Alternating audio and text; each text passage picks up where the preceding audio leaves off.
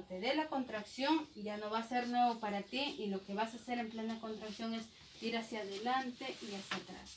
Así como estás, pero llevas tu cuerpo balanceado. Eso, muy bien, hacia atrás.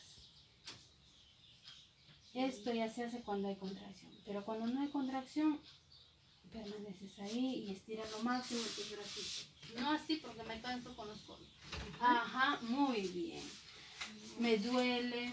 ¿Qué es lo que puedo hacer? Que me den un masaje acá. Me